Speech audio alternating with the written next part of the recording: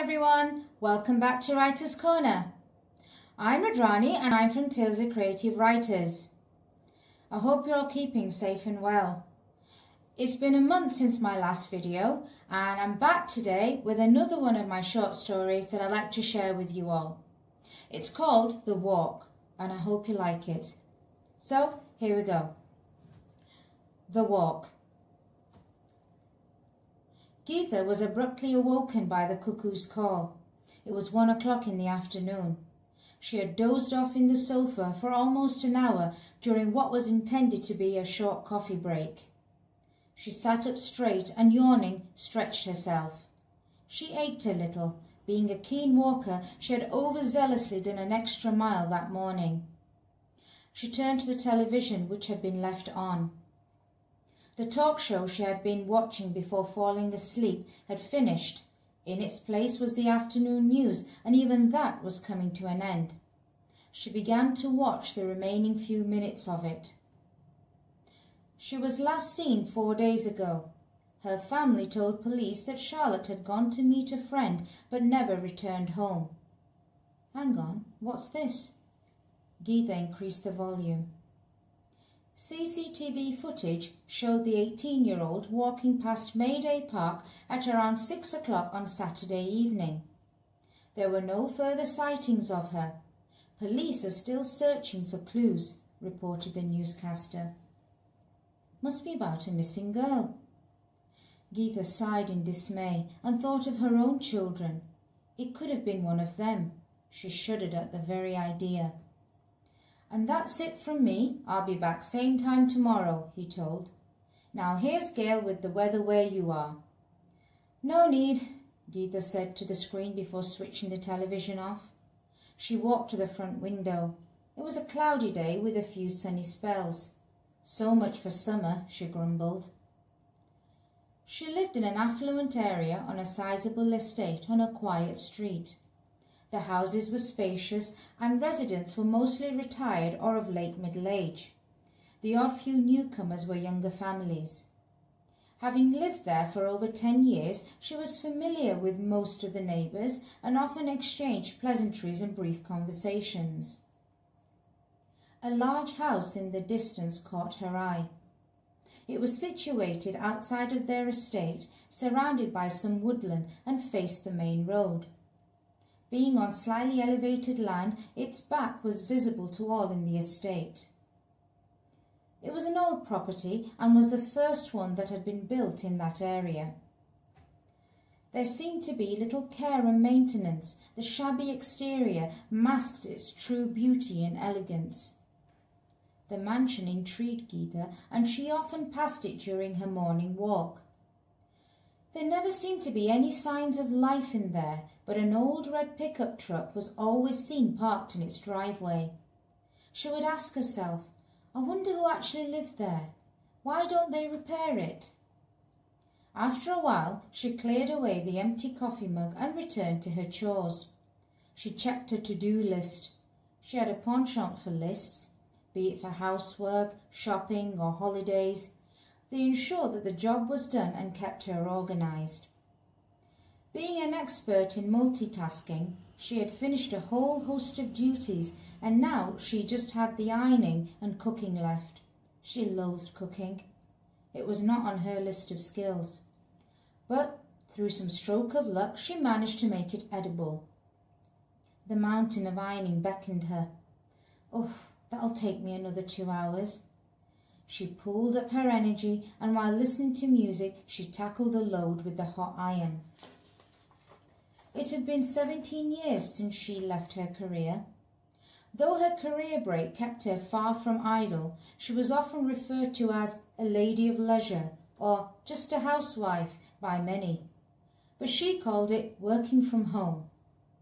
Over the years, as well as devoting her time to the home and children, she followed many other pursuits, her most recent one being amateur dramatics.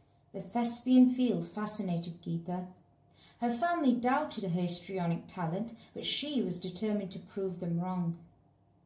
Her children were older now, with her daughter at university and her son soon to follow suit. She dabbled at the idea of returning to work, or even venturing into a new career. The next day, Geetha set off on her usual morning 9 o'clock constitutional. The final stretch of her walk was on the main road, Oddfellows Way, behind her estate. It was quiet for a main road and was steep, consisting of 4 lanes, 2 in each direction. On both sides of the road were terraced houses in the first half, followed by woodlands in the second half. Behind the woodlands were housing estates, and hers came on her left side from the direction she was going.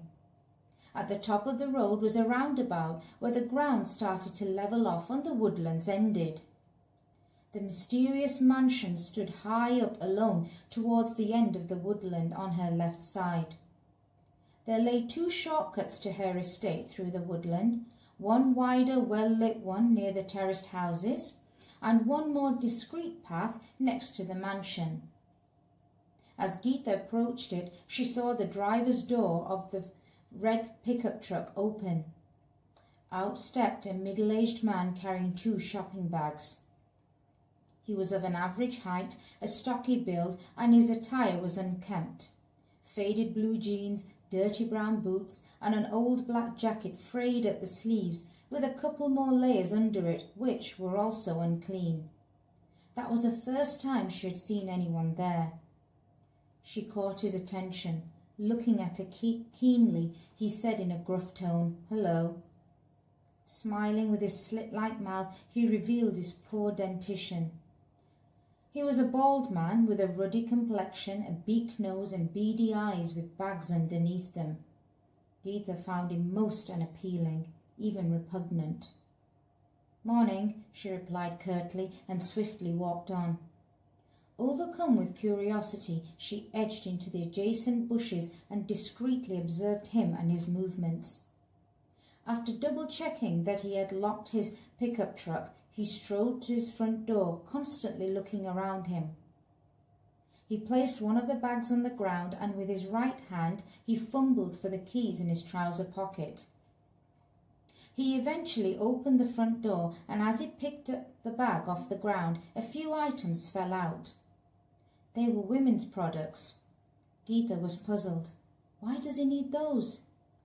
"Ah, bother," he scowled. Mumbling to himself, he picked up the items and, placing them in the bag, went inside. On her way home, she replayed her encounter several times. It plagued her mind. Intuition told her that there was something untoward. The following morning, when she was passing by, she saw the front door open and heard the man's voice shouting fiercely but incoherently. With her head down, she hurried past to avoid another encounter with him. She again stood behind the adjacent bushes and watched him stomp out of the house, slamming the front door. He rushed into his truck and drove off in the opposite direction to her. She scanned her surroundings. There were no CCTV cameras on the property, and no other pedestrians were around. She pondered for a moment. Should she or should she not? After a decisive yes, keeping her phone at hand, she surreptitiously set foot onto the driveway and moved closer to the front of the residence.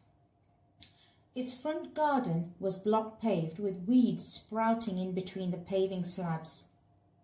A separate double garage stood at the end of the long driveway. The front door was a faded green, badly in need of repainting or even being replaced. There were 2 large bay windows which were dirty and ill-kept with chipped ledges. One was for the sitting room and the other for the dining room. She gingerly peered through them. In the sitting room, there were 2 old tattered 3-seater sofas and a rocking chair in front of a large fireplace.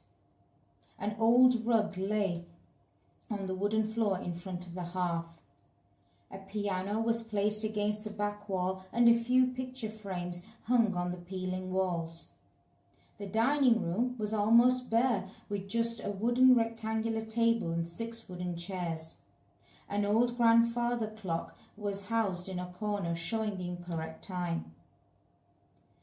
Keeping vigilant, She went to the back of the residence, which resembled a builder's yard rather than a garden. It was a large piece of land that had also been block paved, and like the rest of the mansion, it too was ill-maintained. At its far end, an old wooden shed stood in one corner, and a wheelbarrow filled with bricks and tools was in the opposite one. An empty dog kennel sat in between these two. Still seen was a dog bowl with water, undrunk, now stale and putrid. 2 waste bins, one black and one green, were next to the back door. The ground was covered with rubble, bits of metal, and the odd pieces of shattered glass. As Geeta treaded cautiously, checking each footstep she took, she spotted something shining in the light. On closer inspection, she saw that it was a lady's gold chain with the pendant of the letter C.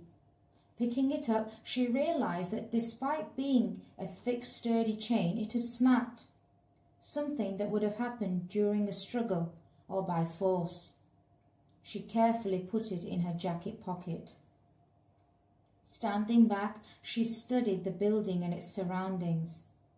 A wooden fence encompassed the whole back area, but a part of it was broken. Behind the broken side of the fence was a sparse hedge and the second shortcut to her estate. A house that could have been a beautiful and majestic family home now looked eerie and menacing. Suddenly, she caught a shadow moving in the cellar window. It was old, dirty, and only single-glazed, with a large crack on one side. She slowly inched forward towards it. "Hello? Is anybody in there?" Geeta called. Just then she heard the sound of an engine. "I think he's back already." Her heart pounded and she panicked. "I can't go back that way. He'll see me." She heard the vehicle door shut. "Where do I go? How can I get out?" Her eyes darted around, searching for an exit. Then, remembering the broken fence, she frantically ran and hid behind it. The front door was slammed shut. She waited with bated breath, clinging onto her phone. A light came on in the cellar, and 2 shadows appeared, accompanied by 2 distinguishable voices, one of the man's and the other a woman's. The woman gave a shrill cry that sent a chill up Geeta's spine. Then came a bout of screams, shouts, and banging. It was more than a mere domestic squabble. Geeta sensed something sinister. Within minutes, all was calm again. The back door opened, and he came out carrying a large black plastic bag, which he then dragged across the ground to the shed. Flinging open the shed door, he dumped the bag and slammed the door shut, locking it. Her phone unexpectedly bleeped loudly. Cursing under her breath, Geeta instantly turned it to silent mode. He looked up and began to pace around the garden, scanning it searchingly. Did he hear that? She watched him anxiously. He stopped and stood just inches away from the broken fence, seemingly contemplating something. Her heart jumped in her mouth, and beads of sweat dripped down her quivering body. Moments later, he returned inside. Geeta let out a sigh of relief and immediately left through the hedge onto the shortcut and to the main road. How had a regular walk turned into an escapade? On reaching home, she took her phone and was about to dial for the police, but stopped for a moment. What would she tell them? Could she get charged for trespassing? After some consideration, she rang them, carefully wording her report. To her surprise, they promptly responded later that afternoon. "Sorry, madam, we didn't find anything suspicious," an officer informed her over the telephone. "But I heard a woman scream several times," she protested. "Did you check the house and at the back?" "Yes, but as I said, madam, there was no evidence of suspicious activity." "Oh my God, what's he done with her? The bag?" He further added, "We appreciate your concern, but police time is valuable and can't be wasted. Tell that to the drunken, disorderly louts. But she left those words unsaid and politely ended the call. That evening, she mentioned her recent discoveries in her conversation with the police to her husband. Her sister-in-law, Tina, who lived in the same street, paid a visit at the time. "Don't try to be Miss Marple," her husband said. "I'm not. I can just sense something's not right." "Look," he said, "it's probably nothing, and knowing your luck, you'll get caught for trespassing and stealing. Leave it to the police." "Huh, fat lot of good that did." "Cool. Can I come with you, Mum?" her son asked, overhearing the conversation. "No," the parents chimed in chorus. Tina looked at her with mocking eyes. "Oh, sweetheart, I think you're just bored. You're imagining it. You've been watching too many murder mysteries." Though her two closest friends had a little more faith in her words, they chided her and tried to dissuade her. "You're mad. You'll get yourself into serious bother," said one. "Stay away. Leave it to the police. They know what they're doing," told the other. Adamant to uncover the truth, Geetha conjured a plan of action. The next morning, she headed for her daily trek, equipped with a phone, pepper spray, and a self-protection alarm, with the intention of revisiting the mansion. Though a foolhardy undertaking, she felt compelled to finish what she had started, and began convincing herself that all would be fine. "Just go straight to the window. It'll all be okay, third time lucky." It was almost 10 o'clock when she reached the house, and just as she had hoped, he was not there. Walking through the shortcut, she squeezed through the broken fence and crept into the back of the building. The shed door was still locked. She turned to the window and saw flickers of light reflecting onto the glass and heard the sound of a television. With her phone, she began recording for evidence. Steeling her nerves and taking a deep breath, she crept towards the window. She gasped, startled at the sight. A young woman sat on a bed against a wall with one of her ankles chained to the bed's metal legs. Then what or who was in that bag? On seeing Geetha, the woman switched the television off and leaped forward as far as the chain allowed her. Standing on a chair under the window, a doe-eyed pretty face looked up desperately at Geetha. Banging on the window, the chained captive begged for help. Okay, calm down. I'll get you out," said Geetha. She stopped recording and put her phone in her jacket pocket. Running to the wheelbarrow, she grabbed a brick. "Move back," she told the captive, and broke the window. "Wait," she said. Running back to the wheelbarrow, she fetched a large hammer and passed it to the woman. "Use this to break the chain. It should work." With a few blows, the chain broke, releasing her. "Now, get that blanket and put it on here," Geetha instructed, pointing to the ledge. "It's sharp and there's all broken glass here." As the abductee began to climb out of the window, they heard the red pickup truck pulling onto the driveway. "Oh no," cried the woman. "Oh, not again. Never mind. Come on, quick," urged Geetha, helping the woman come out. "This way." She took the victim's hand and led her to safety behind the broken fence. They took a moment to catch their breath. "What's your name?" Geetha asked. Charlotte Collins." "How old are you, Charlotte?" 18. Are you from the police?" "No, my name's Geetha. I was just passing by, on my walk."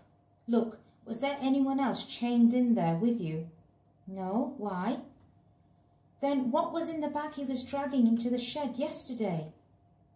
"I think he was having a clear out. He keeps doing that," told Charlotte. "Wait, were you here yesterday?"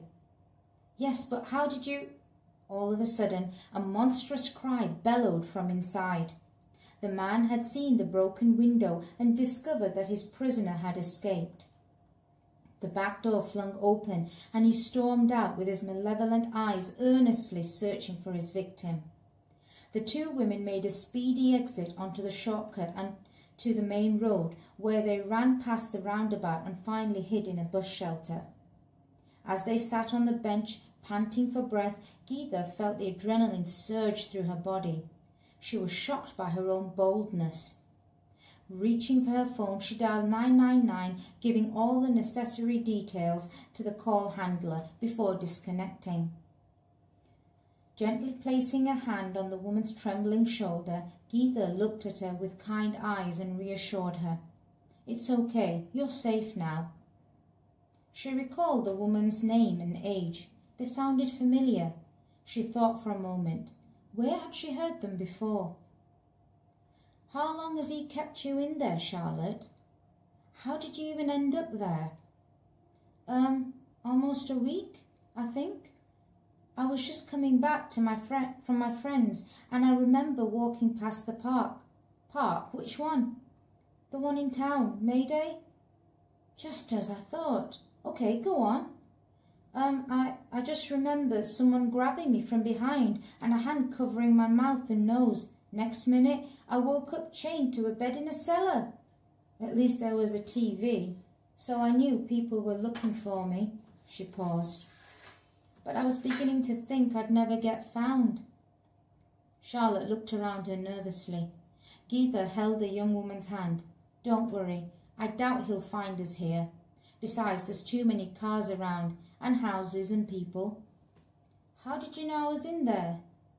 "Well, I didn't," Geetha replied, "but I knew there was something fishy going on. I even reported it to the police, but they didn't believe me." She threw her hands in annoyance.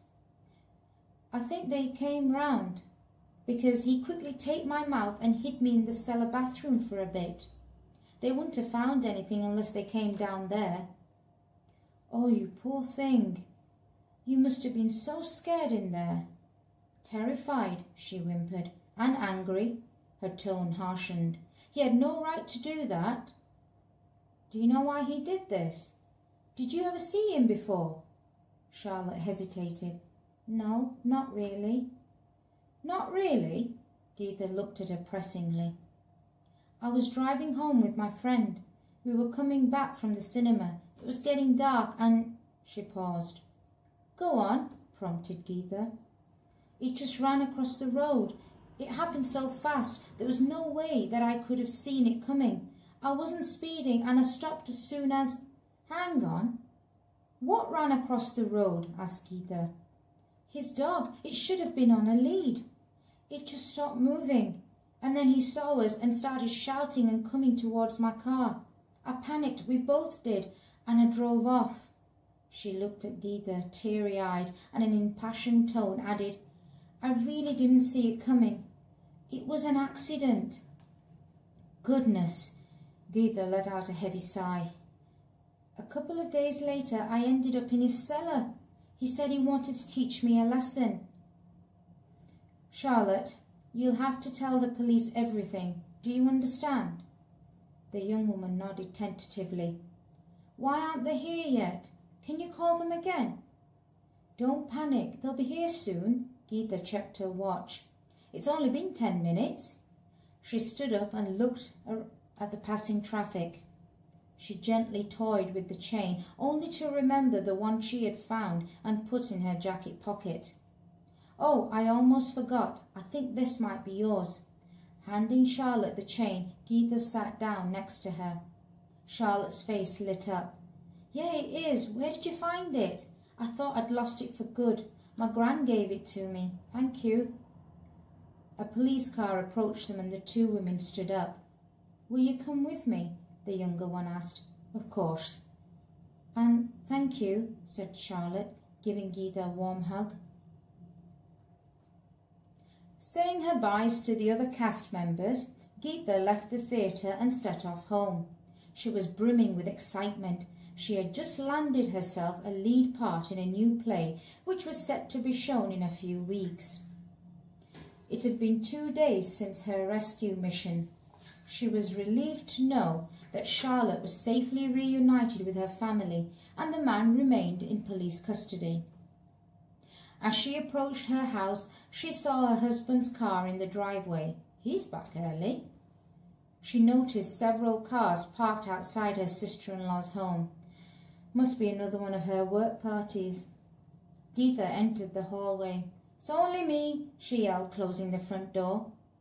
She was in high spirits, eager to share her news. Quickly placing her things in the cloakroom, she walked into the lounge. "Surprise!" A sea of faces cheered and greeted her. She stood nonplussed for a few seconds, but soon composed herself. Her palms rose to her blushing cheeks. Wide-eyed, she grinned with joy. "Oh, my goodness!" Peals of laughter, cheers and singing resonated in the room with a rendition of "For She's a Jolly Good Fellow." "3 cheers for our local hero," cried one guest. "And celebrity," added another. "Hip, hip, hooray!" they cheered 3 times. "Well done, Miss Marple," her husband said, putting an arm around her. Her son kissed her cheek. "Proud of you, Mum." Her daughter, who paid a surprise visit, hugged her tightly. "I don't say this often," began Tina, "but I was wrong. Great work, Detective." "Thanks," said Geetha. She looked at her guests, who were waiting expectantly for her speech. "Well, I certainly wasn't expecting all this. It's a lovely surprise. Thank you, everyone. And a special thank you to my husband and family," she said, turning to them. "And thanks for watching me on the news and for the lovely compliments." More laughter, applauding and cheering followed. "Oh, there's just one more thing. I might as well seize this opportunity and tell you. I've got the lead role in our next production, and you must all watch the play once it's ready." "Okay, well, thank you, and enjoy the rest of the evening." Once again they cheered, clapped and congratulated her. "Lead role?" Tina exclaimed. "Aren't you full of surprises? So what's it called? And what's your lead role then?" Others echoed her questions. "Yes, what's it called? What's the name? Whom do you play?" "The Unlikely Detective. It's a murder mystery," Geetha announced. With a giddy smile she added, "And you can guess my role." The end. Thank you. Thank you for watching. I hope you liked it. And please click like, share and subscribe if you haven't. And I look forward to seeing you in my next video. Thank you. Bye.